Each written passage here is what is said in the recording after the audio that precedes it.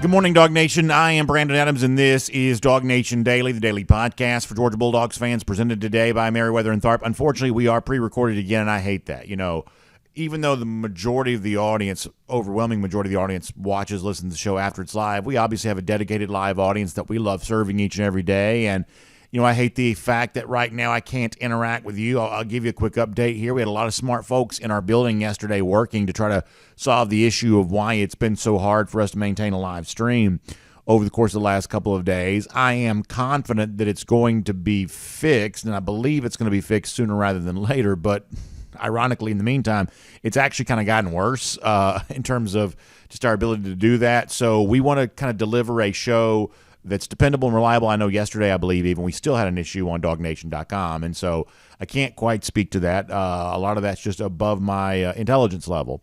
But we are going to deliver the show. We're here very early on a Thursday morning to get it done for you and try to keep you informed and entertained when it comes to Georgia football. So I appreciate your patience. I appreciate you being with us.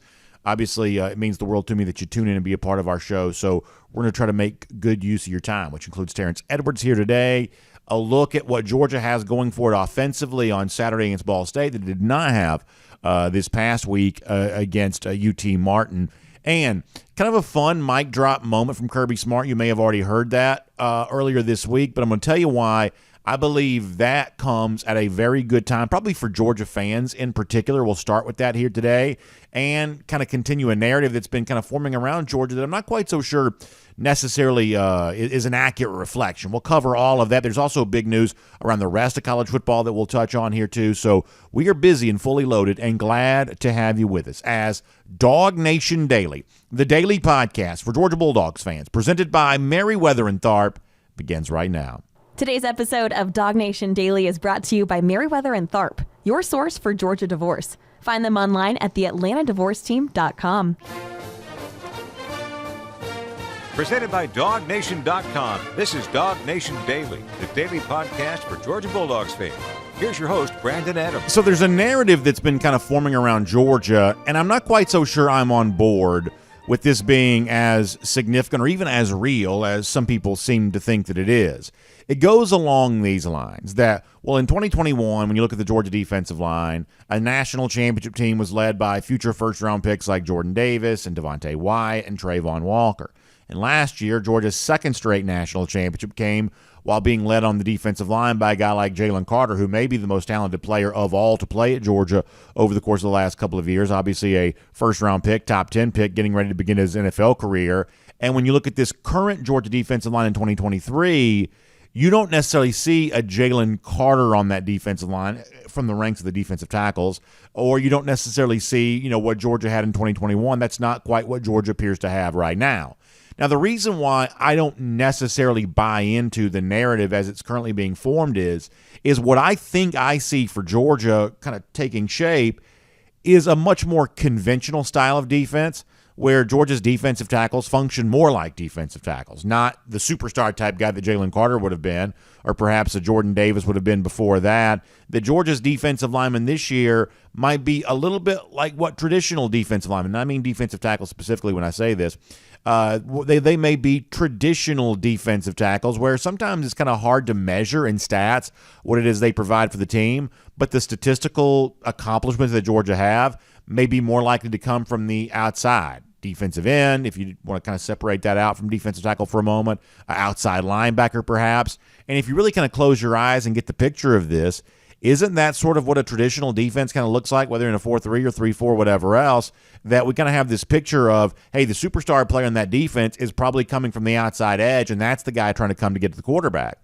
And I think this year, by the time Georgia plays its most important games, by the time this defense fully rounds into the shape that it's going to be when everybody's kind of out there and everybody's sort of doing their thing at the highest possible level, I think this is going to be a defense that's just a little bit more conventional, perhaps, where the dominant superstar level play maybe comes from the outside edge, maybe a little bit more than it has for Georgia in the past. But nonetheless, until that happens, the narrative is going to persist of, you know, what does Georgia not have with its defensive front this year, defensive tackles in particular? What does it not have that it's had in the past? And is there a chance, for instance, incoming freshman like Jordan Hall could eventually grow into this year, what a Jalen Carter has been, or what guys like Devontae Wyatt and Jordan Davis have been before that. And this week, Kirby Smart kind of addressed that topic of, do you need to have one of these, elite, high-end defensive tackles? Do you need to have one of these guys the way you have the last couple of years to be as successful as you want to be defensively? And Kirby Smart kind of gave an interesting answer to that, whether it's Hall or somebody else, about the idea of how much of that is really needed right now. This is Kirby Smart. Need or want. I mean, you always want really disruptive, violent, quick, twitchy players. Everybody wants that, and you need both.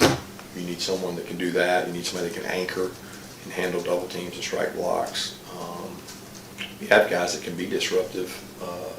I just don't know if they can do it and consistently do it and stop the run as well without guessing sometimes. So our defensive linemen are perfectly capable. There's not that kind of guy. And when Jordan and Devontae were here now, they were not that kind of guy either.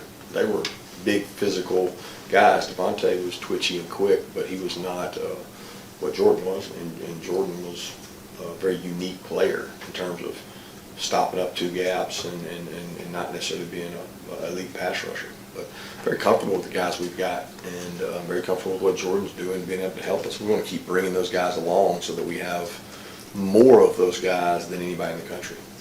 Once again, the Jordan that he references at the end there is Jordan Hall, the freshman defensive lineman, who had a couple nice moments against UT Martin last week. But I guess I kind of find myself of the belief that, hey, if Georgia doesn't quite have a Jalen Carter in its defensive tackle group here this year, or if it doesn't quite yet have what a Jordan Davis became, what a Devontae Wyatt became for Georgia, I think this is still a Georgia defensive line, A, that can be the best in the country, and B, can be a major contributor to what Georgia really needs from its defense overall. I don't think you can discount the role that these guys play in stopping the run, taking that component away from an opposing offense, and then forcing the opposing offense to become one-dimensional, and then giving Georgia all the resources it needs to then take away the pass. I mean, in like just sort of blunt, stark, easy-to-understand terms, that's just what Georgia does defensively. It kind of takes out one of its opponent's legs right there before the game even begins. You're not going to be able to run it today. You might as well not even try.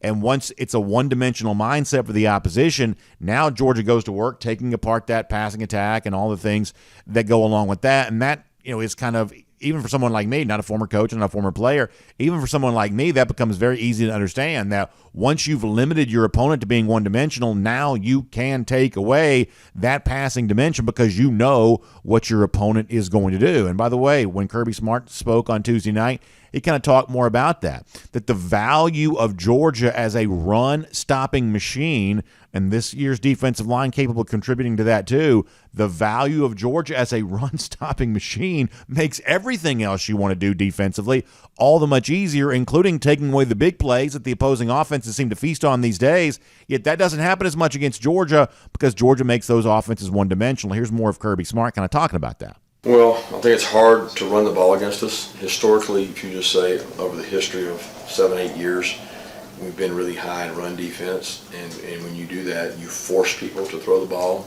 and we say you do more with less.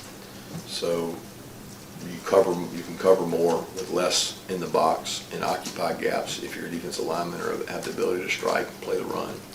So we have been good at that. We have to continue to be good at that, but that sometimes can limit explosive plays because you don't run the risk of bringing 5 and 6 guys that often. I mean, I just think that what Kirby Smart's saying there is easy to understand, and it's obviously true, that when the defensive front does its job, takes away the run, all of a sudden now you don't have to, gamble to come up and stop the run or, send extra pass rushers. You don't have to put yourself in harm's way in the back of your defense because the guys up front are taking care of their business. And I want to make my opinion on this very clear.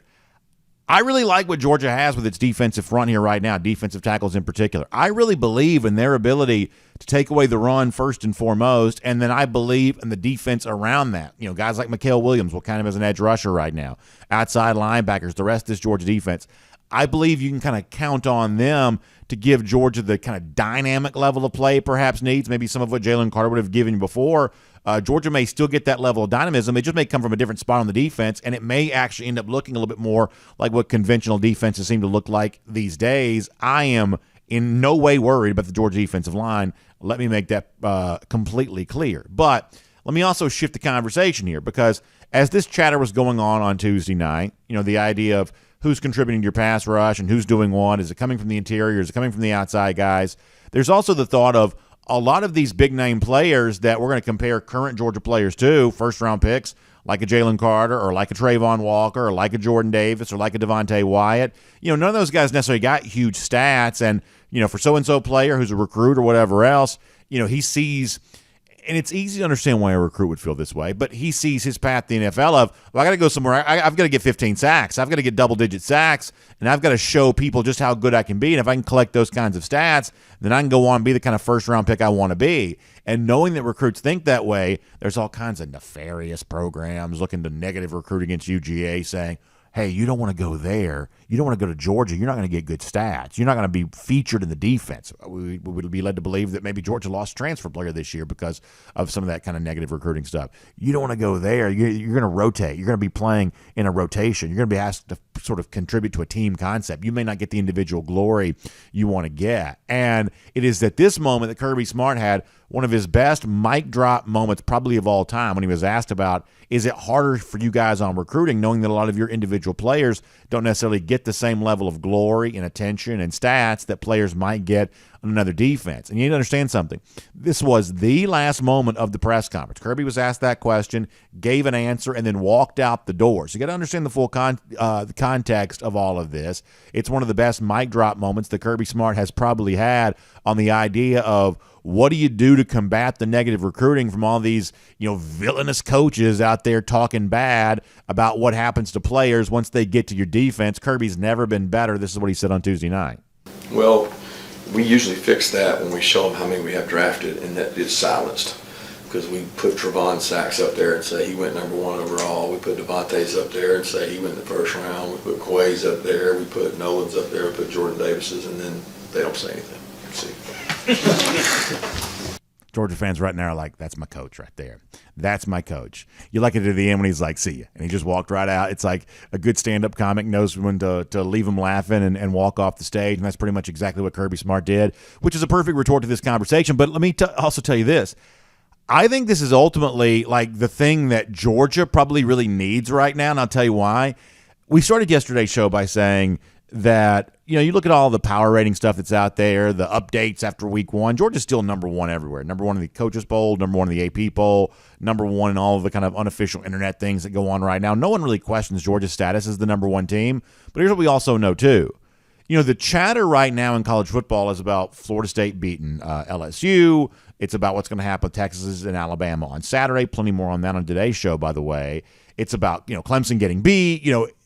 It just sort of seems like right now, like Georgia is kind of out of sight, out of mind. And for those of us who've been used to, Georgia obviously laying waste all of college football the last couple of years, that's really weird. And I don't mean this the way it was in the offseason when you had, folks like the ESPN people who were kind of picking against Georgia or seeming to use Georgia's credibility as a way of building their own brand by speaking against UGA. I'm not talking about anything negative here. I'm talking about Georgia's just not playing very big games right now. It should have been playing Oklahoma this week. Instead, it's playing Ball State. And when you're playing Ball State, when you're playing UT Martin, it's almost like you kind of get out of sight, out of mind. That's just natural. I mean, I'll admit myself, I am way more interested in Texas, Alabama on Saturday than I am Georgia Ball State. Perhaps you are there as well.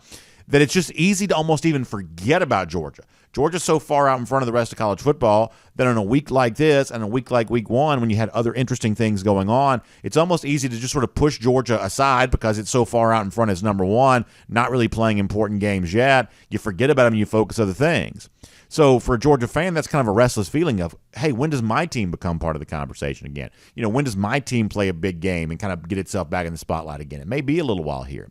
So all the better reason for Kirby Smart to kind of have a mic drop moment this week of, hey, guess what? Right now everybody may be talking about somebody else and everybody may be saying whatever about whatever, but don't forget this. We put 5 first-rounders in the draft 2 years ago, put a handful more last year, and we're going to do that again and again and again, year after year after year. I think a little confidence from Kirby this week, a little bit of a mic drop, a little bit of, just a reminder of kind of what the pecking order in college football actually is, probably comes at a pretty good time for UGA and its fans, who right now aren't really seeing very many people talk about Georgia very much at all. But Kirby Smart gave you a reminder this week that the Dogs are still on top of the college football world.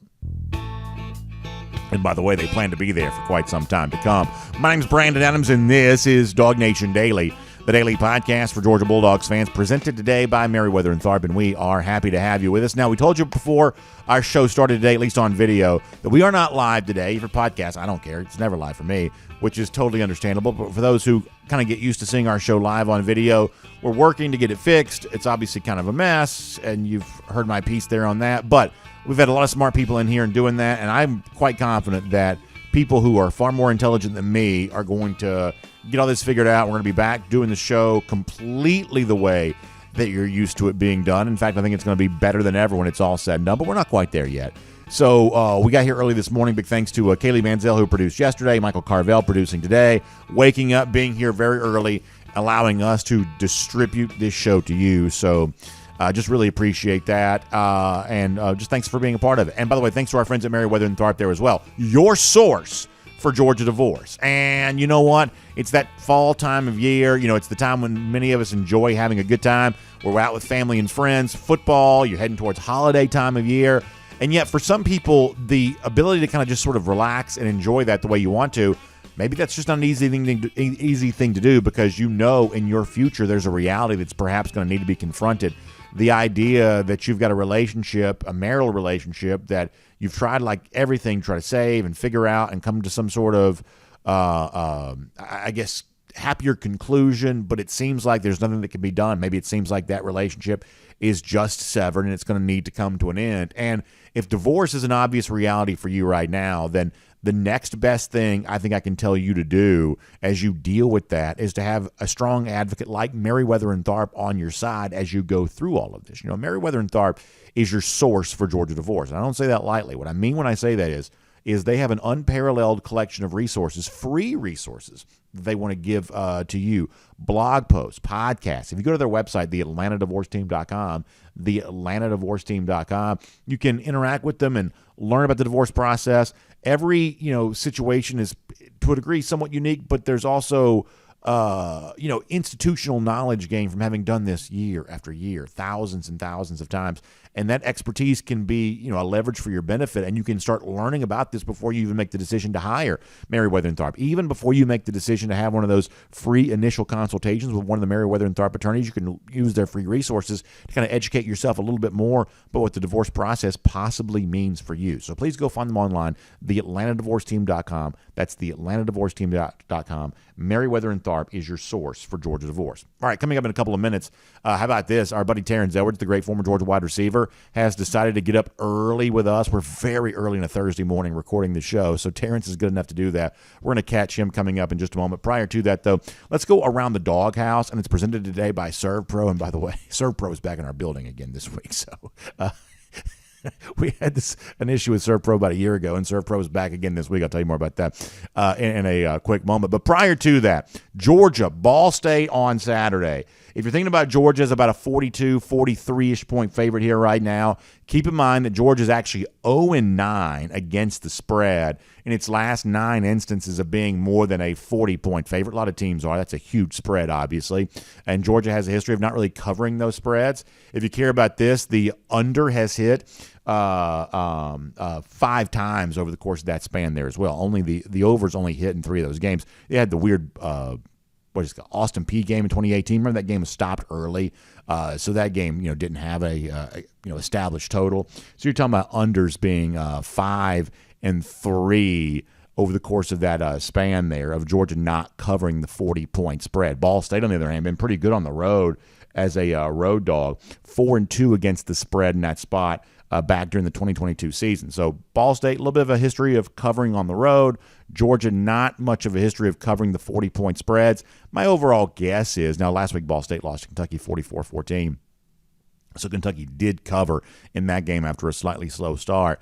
But my guess is on Saturday, the overall feeling for Georgia is probably going to be pretty similar, if I had to guess, to what it was against against UT Martin in week 1. You may see a much better breakout when Georgia starts SEC play next week against South Carolina. Those are the kinds of games that Georgia just typically seems to show up for in a big way. Saturday may feel like a little bit more of a continuation of what week 1 sort of was. But there is at least one area for Georgia on Saturday when perhaps you see some improvement compared to what you saw against UT Martin. And perhaps that's with the passing game. Carson Beck goes from making his first start to now he's making his second start. Oftentimes you see a big leap in both confidence and performance from game 1 to game 2. And there's an element the Georgia offense is going to have this week that's going to perhaps work to Beck's advantage. Marcus Rosemy-Jacksaint, after not playing last week because of what we're going to basically call a suspension, Rosemy-Jacksaint is back here this week, and his presence in the Georgia offense, Kirby Smart says, can do some wonders for Carson Beck and benefit the overall offense overall. This is Kirby Smart on Marcus Rosemy-Jacksaint's return. Yeah, it really helps, I think, Carson's confidence. That's one of the big things with having Marcus around is like, all right, Marcus knows every fastball play. Marcus knows exactly what to do when he checks. Marcus knows the route tree. Marcus gives you comfort as a quarterback that he's going to do it right. Not just the physicality and blocking, because he's more than a blocker. He goes up and makes plays on the ball. He had huge catches last year over the middle, the end zone catch against Tennessee. I mean, he's just very reliable. And I think having him back gives all those guys a little more swagger and confidence at receiver because he's out there. And it takes a little bit of a load off the other guys in terms of volume. So it's a little bit more swagger, a little bit more confidence. That's what Kirby Smart sounds like there. He expects to see from the Georgia passing attack on Saturday. The presence of Marcus Rosemy-Jacksaint perhaps helps that. So keep your eye on that. If you're looking for an area in which perhaps Georgia improves, maybe a little bit more crispness, a little bit more cohesion to the passing attack. Carson Beck perhaps a little bit more comfortable. We've said before, at some point in time this month, we'd like to see Carson have his kind of Stetson Bennett versus UAB moment, like back in 2021 when Bennett threw 5 touchdowns that day. I don't know that we quite get that from Carson here against Ball State, and it's probably okay if we don't. But the presence of Marcus Rosemy-Jacksaint back on the field gives Georgia a little bit more of a weapon to use, and perhaps that makes a big difference for the Georgia offense on Saturday. That is Around the DawgHouse, and it's presented today by ServPro. And so, yeah, you look around our hallway, not in our actual, DawgNation World headquarters here, but outside that part in our hallway here of our building. We've had ServPro going the last few days. I guess there was a water break of some kind. That must have happened on Saturday, I believe. And so the restoration specialist has been here doing the cleanup. We've now seen it a couple of times. They were in our building a year ago. They were on our floor here this week there as well. So we've had a lot of interactions with ServPro. And we can say firsthand that when it comes to fire damage or water intrusion, those types of things that can cause a big mess, the restoration specialist of ServPro can clean it up like it never even happened. That's what they can do for you. So if you've got your own home or your rental property where you're getting some passive income from, or your commercial property where maybe your business is housed, if you've got a big mess to be cleaned up around there, fire, water, something along those lines, let the restoration specialists of ServPro do great work for you. You can find them online, servpro.com. That's S-E-R-V, servpro.com for more on that. Each franchise independently owned and operated. That means you're doing business with somebody who's got a stake in the outcome just like you do there as well. So find them online, servpro.com. S-E-R-V, servpro.com. All right, I think there's actually a very interesting, potential playoff implication that could impact Georgia from the Alabama-Texas game on Saturday. We will talk more about that here in a moment. Also, Brian Kelly, was he caught in a lie? This is interesting. Dabo Swinney under fire from some comments he made post-game this week after his embarrassing loss to Duke there on Monday night. We'll talk about that. Kirk Herbstreit has called out Ohio State fans in a really pretty forceful way. We'll kind of talk about that here a little bit, too, before we're done. So there's a lot of news around the rest of college football. But for now, waking up early, and I'm telling you what, we're thankful to have him. Just a great teammate here. Glad to have Terrence Edwards with us now on DawgNation Daily, presented by Merriweather and Tharp. From Athens and across the SEC or wherever the recruiting trail may lead, here's a DawgNation.com insider. Terrence Edwards, you are a good man. We are obviously recording this very early in a Thursday morning because for now, the old live stream just not quite cooperating with us like we would like for it to. And obviously, Terrence, you're busy. You got a lot going on. Yet nonetheless, here early in this on Thursday morning, you're jumping on here to talk some Georgia football with us. So let me personally say how much I appreciate that, and thank you very much, Terrence. Oh, no problem. Football has really taught me to be a team player, so I'm a team player. Speaking of football teams, before we're done, I want to talk about your football team, the Milton Eagles, and the big game we have coming up, Peachtree TV, Friday night. I think that's going to be an awesome game. And I know you're looking forward to that, too, against Roswell. We'll do that here coming up in just a moment. Prior to that, though, Terrence, last week I think some Georgia fans, it was okay. Nothing, particularly noteworthy about the game against UT Martin. And now you kind of turn the page, and it's a Ball State situation where I guess I sort of feel like it's likely to be more of the same. Georgia gets an easy win. I don't know that it's going to be the longest collection of amazing highlights because I think that Georgia just seems to sort of be more focused and sharper when it's playing better competition. Next week, SEC play gets going. I think you probably see a lot more energized and, just excited version of Georgia perhaps next week. But for this particular Saturday against Ball State, what are your overall expectations for this game? And I guess where would you like to see maybe some improvement, or where would you like to see more information based on what you saw last week? Well, the first thing that I would like to see is something that I've been tweeting and talking about since the game. I just think the run game, especially the inside run, I think we need to clean that up. I think it was a good thing actually, BA, because there's a lot of coaching and a lot of technique work that we can talk about. There's a lot of technique stuff and tape that we could discuss, but also the coaches got something that they can actually harp on of you have to be better in being able to run the football, especially more the inside zone. You just got to be able to move people around. I think we're Georgia. We're bigger, faster, stronger. And that was a disappointment for me. That's the only disappointment that I had in the game, that we weren't able to move UT Martin off the ball as well as I would like. So there's a lot of coaching and teaching and stuff to harp on for Ball State. And I'm going into the game thinking we're going to be more the same, very vanilla. And I just thought about it as the week went on. Like, if we have to bring out the bells and whistles to beat Ball State and UT Martin, then we're not who we think we are. Yeah. So I thought, just play calling wise, I think Bobo only had one head stretcher. To me, is that calling a run play with no timeouts left, going into the half with only 18, 17 seconds left. That's the only one I didn't understand. But other than that, I just thought the game plan was to line up and just play football and just see what we got and what we need to continue to work on. Yeah, along those lines, a couple things. First of all, people have asked me this week, what was the thing that you saw on Saturday last week that was different than you perhaps would have expected? And for me, that probably was the offensive line. I don't think the offensive line necessarily had a great day, and I do believe the offensive line is probably this team's number one strength. So I don't make too much about that. There's maybe 1,000 reasons that was the case, but it is interesting that you kind of point that out too, of for one game at least, the ability of this group to just sort of stand there and maul UT Martin, stack boxes, things like that. I get all the mitigating factors, but it was probably not the best day for the offensive line this past week, right? No, most definitely. And they can stack the box, and they're always going to have one that's unblocked, and you tell the tailback that's your guy. What I didn't see sustained blocks. I saw guys running through, and this is not the free rusher. This is not the extra man that's coming into the box. This was the front seven. This is the defensive line and the linebacker. So I didn't think we did a very good job.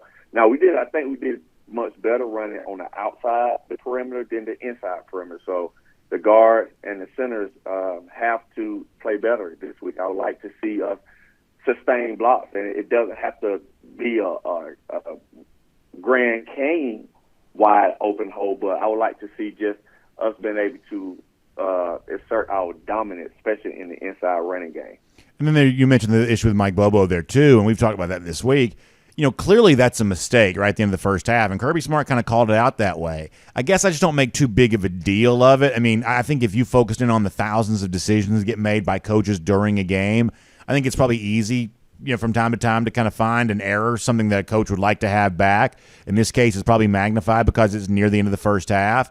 But for Georgia fans who kind of wondered, well, would Kirby call out his friend? Would Kirby kind of lay down the law about, something that perhaps didn't go right? Well, Kirby this week said, hey, that's a bad deal. We can't really have that again. And so I think if you're a UGA fan, you ought to take some comfort from that, Terrence, that that, hey, what wasn't great at the end of the half. Mistakes get made. I mean, none of us are perfect necessarily, but Kirby had no problem calling out what needed to be the case there. So in an otherwise meaningless game, that little bit of a blunder, I think, indicates that Georgia's going to hold every coach to the highest possible standard, even guys that Kirby's got a long-time relationship with. Oh, most definitely. I think Kirby, it's about Georgia at the end of the day. Yes, him and Bobo have been really good friends for a really long time, but he also understands at the end of the day that friendship is a friendship, and this is about Georgia football and trying to put the best product on the field and put these kids in the best position. And Coach Bobo knows that. He's been a head coach, so he's been on that side, so he knows it's not personal. It's all about putting Georgia in the best position at all times. So, and I don't think Kirby will lambaste them in the presence of company, as they say, but I'm pretty sure that's something that it was talked about in the coaches' meeting, and we just got to be better at that. That's plain and simple. And I think Coach Bobo will tell you the same, that he has to be better in that position because he's been a quarterback for one. He's been a quarterback coach. He's been an OC, and he's been a head coach. So he's been in that position. He understands, and we're not in the behind the scenes, and we don't know exactly what happened, but just from the surface of it, I think Coach Bobo understands that wasn't probably the best decision to make in that particular time. What did you think about Carson Beck's first start? What was your overall evaluation of that? I give him a B. I think he threw the ball well. As someone who's been in that position as a football player, we put too much praise on the quarterback, then we also heap too much wrong as well. So we don't know exactly a lot of times if the receiver is wrong or the quarterback is wrong. Who is wrong in the position? One throw to Aaron Smith down the middle as a post. So we don't know who's wrong. But what I did see was the arm count. He got the ball out. We always say if you're going to throw a post, overthrow him, not underthrow him, because that can lead to interceptions and everything else. I'd rather you overthrow the guy if we play the net down. So I was a B. Not bad for his first start. Like Carson said, this is his first opportunity to start in 4 years. And at that position, that's a long time not being the guy, being the starter. And I'm pretty sure there was some jitters, some nerve. But I just expect him to be better the next game. And by the time South Carolina rolled in, he'll have 2 starts up on his belt. And the nervousness and everything else is kind of out the window.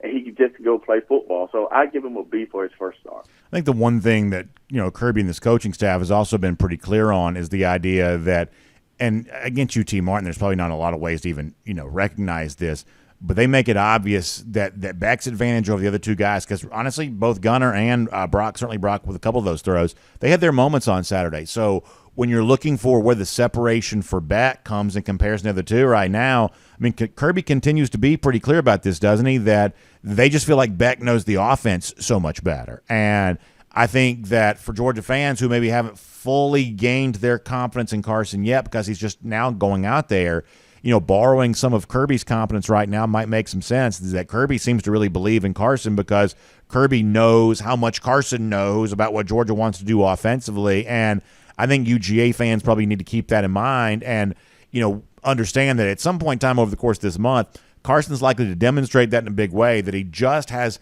an operational expertise about this Georgia offense that maybe the slightly younger quarterbacks just don't have right now. Correct. And I just think, Georgia fans right now should just as Aaron Rodgers say, just relax. Yeah. Because we wanted Stetson out, and the head coach determined that Stetson gave us the best chance to win. Even after the first year when he didn't play the greatest and it was a defensive-led team, people wanted him out. And I, for one, was on Stetson, the president of the Stetson Bennett fan club, and was like, he gave us the best opportunity to start. I remember when Caleb Williams was transferred in, it was a small percentage of hope that he came to Georgia. Okay, that's a different story having that type of quarterback. But Stetson gave us the best chance, and Stetson led us to a championship last year. He wasn't just riding the defensive coattail. He was the coattail. So I'm going to give Kirby the benefit of the doubt that he knows what he's doing a little bit. He understands who gives us the best opportunity.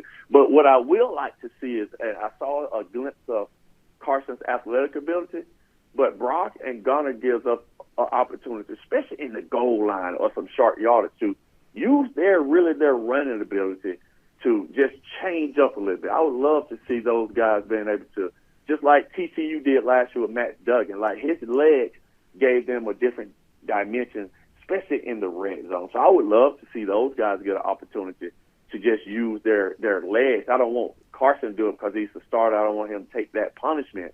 But I would love to see those two guys who are used to running, probably a little bigger body, to be used in some short yardage and some goal line situations. What do you think about Texas-Alabama on Saturday? You think Texas can win that game? I do. I think they can win. Will they win? I don't know. This is going to be Jalen Milroe's first test. He's actually from the state of Texas, so I'm pretty sure he's very excited about this game. It's going to be a good game. It's going to be one of those exciting games. I hope it's a game like the Colorado season, where it's just a back and forth. It's just a burn butter. And you know, I know a lot of people probably don't want to hear this, but I root for the SEC when they're not playing Georgia or any other SEC schools. So I want Alabama to win because that's just our conference just took a real beating this week on social media. So I want Alabama to win. I don't know how the other Georgia fans win, but I like to brag that the SEC is the best conference. And when we get beat down like we did last week, and Kyle Hurd come out talking about the SEC can't play outside the South, so I want Alabama to win. So I will be rooting for Alabama, but I would love to see a game like we just saw with Colorado and TCU. Yeah, very quick on that point. I mean, have you ever seen anything like this Colorado stuff right now? I mean, where they go out when there's a 3-touchdown underdog. You know, Shedeur Sanders looked amazing. Travis Hunter, I mean, if he plays like that for a season, he ought to win the Heisman Trophy. He played 100-something snaps last week. I'm kind of the person, Terrence, that sometimes would say, oh, the hype is overblown, whatever else. You know, too many people are talking about this. In the case of Colorado right now, I think eventually they probably come back down to earth. I will admit that. But in the case of Colorado right now, I don't believe this is an overstated situation or some sort of, you know, unjustified level of hype. Like, that was a truly amazing performance from a team that last year won one game. I mean, it's a remarkable thing. What do you make of this Colorado stuff right now? So this is what I've been telling people, man, and I'm so happy that Colorado decided to hire Deion. I'm so happy because there's whispers out there that Georgia Tech and Auburn was also in the midst of trying to lure Coach Prime there. And whatever happened, why it did or didn't happen, I am so happy. And the reason for this, a lot of people may agree, people may disagree, but Deion can go and get players. He got these players, 80-something players, to transfer to Boulder, Colorado, where they won one game last year. So imagine if he was in the South, where he's from, and the weather is a little different. Imagine if he went to Auburn. He went into the portal and just picked every player he wants, because A, is Deion, B, it's in the South, and 3, it's in the SEC. So not saying that he would go in, Georgia and Alabama would still got the likes of the players that they wanted, but Deion just brings a different flair and a different energy that he's been bringing his whole life. And everyone just kept saying about it's overhyped. Well, Deion been hyped since he's been him, as he would quote himself. Yeah. So just like you say, it probably would come down to earth, but their skill position is just as good as any skill position in the country with any team. You can't tell me any different. The difference is, and Deion said it publicly, and he's recruiting that all the time. When Deion goes on these shows and says, our skill position guys is right there with everybody, but I need the big boys in the trenches. He's talking to everybody in the country because he's on a national syndicated show. So he's talking to these guys, I need the big guys in the trenches. So Deion is Deion. He's going to be who he is. And for those people who say this, he can't coach, he can't do that, you don't have to coach at that position. He went and got Kent State's head coach to be an offensive coordinator. And big hire. Know what Kent State did to us offensively last year. Big hire. Even with the type of defense you had. So he went and got coaches to surround himself, and he is Deion. But the assistant coaches that he went and hired was big time. And that offensive coordinator that he went and got is a big time offensive guy. So true. Hey, Terrence, real quick before I let you go, Friday night, Peachtree TV. We're excited about the game. We've had this one circled for quite some time. I know you and your fellow Milton coaches, I'm sure, probably feel the same way. Milton-Roswell, fun rivalry. Two very good teams, two explosive offenses. How much fun is this one going to be on Peachtree TV on Friday night? Obviously, you are a big part of that Milton coaching staff. Oh, it's going to be fun. This is my second year at Milton, and I didn't know this rivalry was this intense until I began coaching last year and understand, man, these two communities, not just they don't like each other, but in the football terms, don't like each other because we're so close. So the both student sessions probably going to be just crazy. The communities are going to be crazy, and this game here means a lot. Even though we're in 7A and they're in 6A, this game is just as important as any game that's on the schedule. So, they're flying high. They're averaging 50 points on offense, and, their defense is flying around. And so it's going to be a big test for us right now. They're 3-0. We're 1-1. So we got a lot to prove. I think it's strength on strength. Their offense is probably their strength, and our defense is probably our strength. So we're going to go in and give it our best, but man, everybody's watching. You're going to be in for a good football game, man.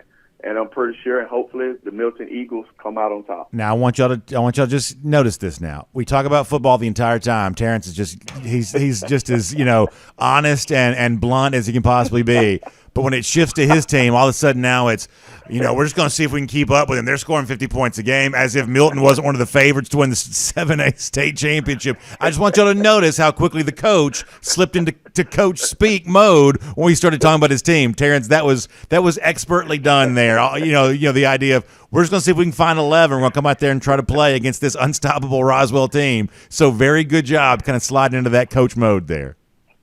Hey, you got to be able to switch it up, B.A. You got to be able to switch up and know what's important. I can talk Georgia football all day and don't have anyone to put up any kind of bulletin board material. But as a coach, I got to go out because they are a very good football team, and they have been flying high. And it's crazy that my nephew is probably their best receiver, Dylan Williams. Oh, none. One. Oh, yeah. Yes, he's my nephew. His dad and I grew up together. That's nice. Played football together. So I've known him all his life, have trained him. So when you see him make a great catch over there, so you're in a rush to say that is my nephew, and he's been trained by the opposing coach. So I don't want him to do anything spectacular this week. He can save it for the rest of the week. But he is one of the guys that I know personally. Well, I know the quarterback because he trains with us with Ron Veal. So I know a lot of kids. But personally, my nephew is number one, Dylan Williams, and I hope he does well, but Milton has to come out on top. Speaking of training, y'all can find Terrence Edwards online. Terrence, how can they connect with the Terrence Edwards Wide Receiver Academy? You can find me on all social media platforms at Terrence Edwards Wide Receiver Academy. Terrence, we'll see you on Friday night. Good stuff. Thanks for your time. Thank you. Let's take a look around the rest of the league. This is SEC Through. Yeah, just talking about shifting on a dime, just going right to this Roswell team's just unbeatable right now. They're scoring 50 points a game. For those of you that know, Milton is one of the absolute favorites in the 7A classification too. So when it comes time to talk like a coach, Terrence knows how to do that. That's that classic sort of excessive humility that sometimes you see coaches like to do, and Terrence gave you some of that right there. Very, very fun stuff, and obviously a really fun game there. If you're not doing anything Friday night, Peachtree TV, streaming with Atlanta News First, we are going to have a great time. And really quick, let me say this about Deion Sanders, because Terrence mentions that. The post-game speech he gave after the win against TCU, I'm not even being funny here. That's one of the greatest speeches I've ever heard. And, I've always kind of said, a lot of y'all know I'm a pro wrestling fan.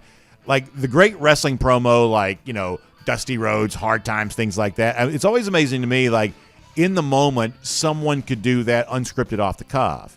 And I would put, the Deion Sanders speech where he, hey, we don't got next, we got now, and, we're not coming, we're here. And then he calls for his music. And, I'd put that, in the Dusty Rhodes Hard Times category in terms of the best oratory skills I've ever seen, extemporaneous speech I've ever seen. It was amazing. And so Deion is a major factor in the college football world right now, and that win for Colorado last Saturday is a big one. Now, I am skeptical moving forward just because it's still a pretty dramatic turnaround. You're asking for him to be the architect of for a team that only won one game a year ago. But there ain't no denying, last Saturday was quite a show for the Buffaloes. Now, let's get ready to go cruise around the SEC, courtesy of Royal Caribbean.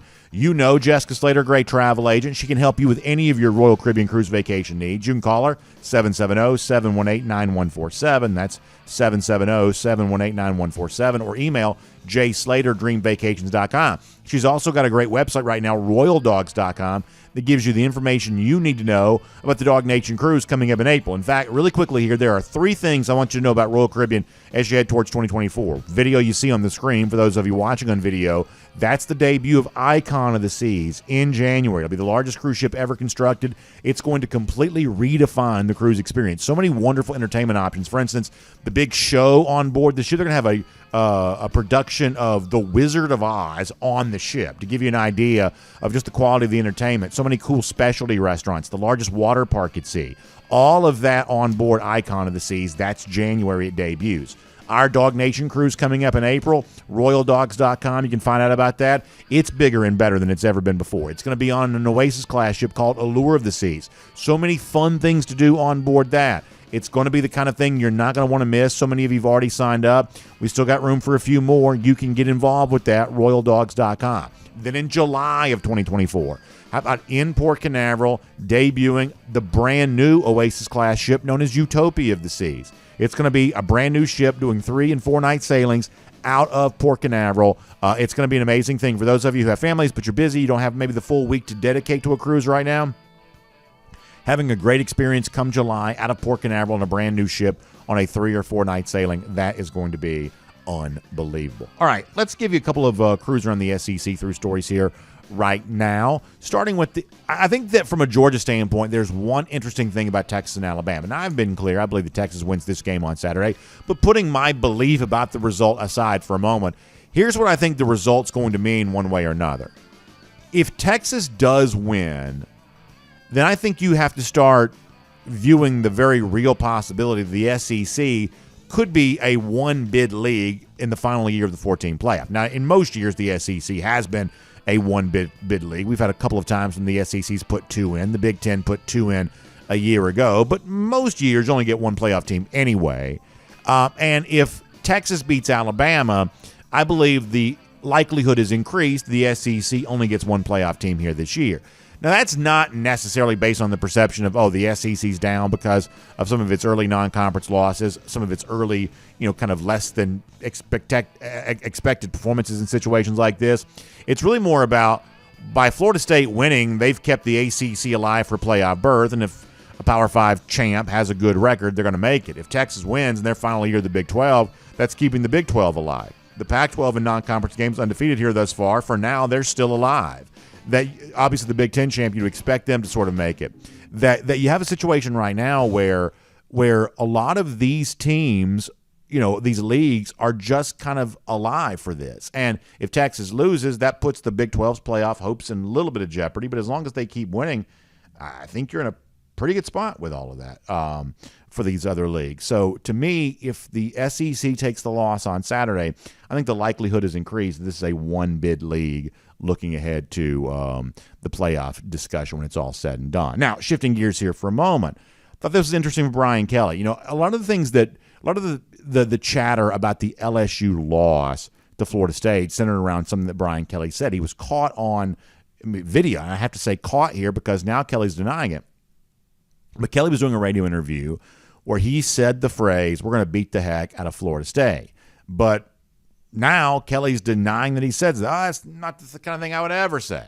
But there is audio of him saying that. And this is the kind of thing that Brian Kelly needs to be really, really careful with. Because, as I said before, Kelly's a good coach. His record at Notre Dame, I think, proves that he's a very capable coach. They almost never lost to unranked teams, almost never lost the point spread favorite. Nobody ever snuck up on Notre Dame because Brian Kelly was a good enough coach to prevent that from happening. So he clearly has the coaching chops to be at a place like LSU. Brian Kelly also has a very big ego. And at Notre Dame, you can throw that ego around because there's not necessarily a lot of pushback. But down here in the SEC country, you're going to be called into question, and you're going to be held to a standard. And when you say we're going to beat the heck out of Florida State, you can't later on deny that because this is not the kind of thing that people are just going to ignore that you lie. They're going to kind of call you out on that. And Kelly's got to be careful how he handles stuff like this, how he handles these minor PR kerfuffles that kind of pop up from time to time. Now, what actually happened here in this case, I think what Kelly actually did in saying we're going to beat the heck out of Florida State was probably more of a misspeak than anything else. I think that he was talking about some of his young players and things like that, and I think that what he was trying to say is we're not going to use that as an excuse. We still expect to win the game. But he did say we're going to beat the heck out of Florida State, and he did say it. I mean, it's on video. It's on audio. You can hear it for yourself. And so now to try to deny that, that's just not really the kind of thing that's going to work, which I think sort of shows you that Brian Kelly's still got a lot to learn about how to handle things here in the SEC. Speaking of perhaps slightly volatile comments, Auburn goes on the road to Cal this week. I think this is interesting.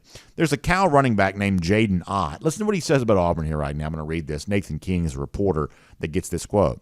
Ott, the Cal running back, says, "There's a lot of focus on the name Auburn, but what I see on film is not really in comparison to what their name is." I just want to get that into my guys' heads that a name doesn't mean anything.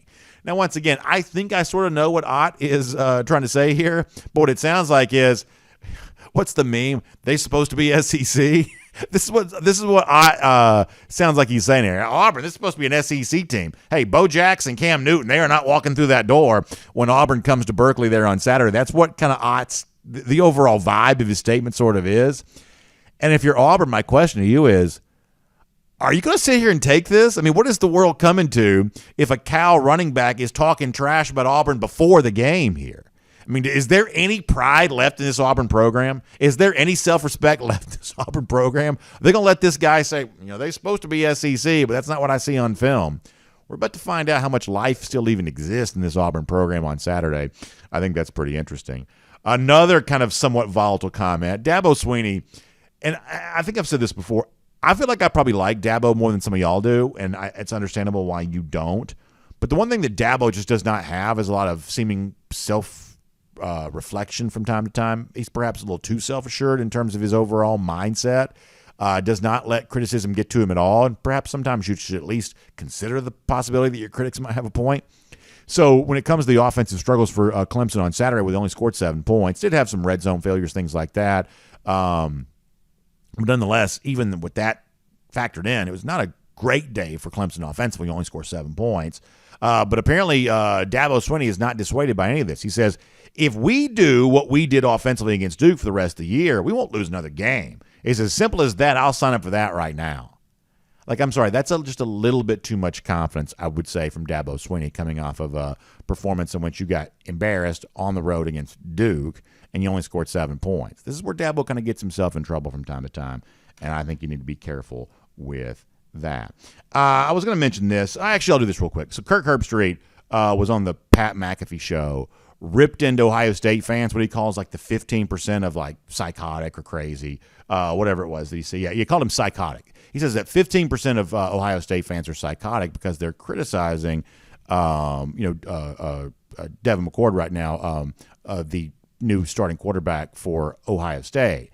And, this is the thing I think that gets Herbstreit in trouble from time to time is this, idea that no one's allowed to have an opinion but him. He works for ESPN. He sits in the ivory tower. He's the one that gets to say what college football is, and college football is whatever he says it is. Now, listen, I don't disagree with him. There are some psychotic Ohio State fans. We've certainly bumped up against a few of those over the course of the last few months. But at the same time, the idea that Buckeyes fans shouldn't be allowed to have any kind of standard for their program, I don't quite get that either necessarily. I think it also kind of goes to show you from a Georgia fan standpoint that Georgia's not the only place overreacting to a less than stellar week 1 performance. Herbstreit kind of turning on his own there on the Pat McAfee show here this week. We'll make that cruising around the SEC courtesy of Royal Caribbean. Now, before we wrap things up here today, don't forget we are back in action again with college football. Rivalry games, upsets, big showdowns all across the board. And, of course, as you're enjoying all of that, Dr. Pepper is right there for you to enjoy right there with it. It's the ones that fans deserve. It's the rich, delicious flavor, whether it's Dr. Pepper or some of the Dr. Pepper Zero Sugar, or you've maybe tried the new brand new strawberries and cream. It's a one-of-a-kind Dr. Pepper. You can stop by your local Kroger, wherever you're doing your grocery shopping, and you can pick up some Dr. Pepper today. It is the one fans deserve. All right, to wrap things up here on a pre-recorded Thursday, we'll probably be pre-recorded still tomorrow there as well, but hopefully by the beginning of next week, maybe not anymore, maybe kind of back to live again. At least I hope that's the case. But nonetheless, we soldier on with a smile on our face, even if we have to paint on that smile. Let's give you a golden shoe for today. Now, this is the kind of thing that's pretty easy to smile about. Clint Haynes shares. I think it's really funny. He says, BA, I thought you'd love this. Those lousy, stinking Gators have to reduce their ticket prices just to get some type of fans to show up. Hashtag go for 3 in 23, says. What he's showing you is the tickets for Florida have apparently been greatly discounted from $110 down to just $45. Pretty funny stuff, Clint. I'm glad you shared that. We'll give you a golden shoe for that, and we love laughing at Florida. And guess what? Coming up 51 days from now, we get to laugh at them again. That is our Gator Hater Countdown. We appreciate all of you being here on DawgNation Daily, presented by Meriwether and Tharp. We'll see you back here again tomorrow. And on video, time now for the R.S. Andrews Cool Down. R.S. Andrews, when you turn to for your air conditioning, heating, plumbing, and electric needs. Showing up on time, doing the work that's promised, the price that's promised. You can trust R.S. Andrews on all of that. So, as you know, we're not live. We hope to be back live again soon. Next couple of days, I believe. By Monday, maybe. I'm hoping anyway. We can have a brand new operation around here with just as rock solid a stream as has ever been provided for anyone. I feel quite confident we'll get there, but we're not quite there yet. So, y'all comment amongst yourselves during the show. I certainly appreciate that. And we will look forward to seeing you back here again tomorrow and getting ready for a fun game and getting ready for some fun stuff. And who knows, maybe I'll pop in the comment section. I'll type with you or something like that. But we'll have a good time. But thanks for being here for our R.S. Andrews Cool Down. Thanks for being here for DawgNation Daily, presented by Meriwether and Tharp. And we'll look forward to seeing you back here again tomorrow.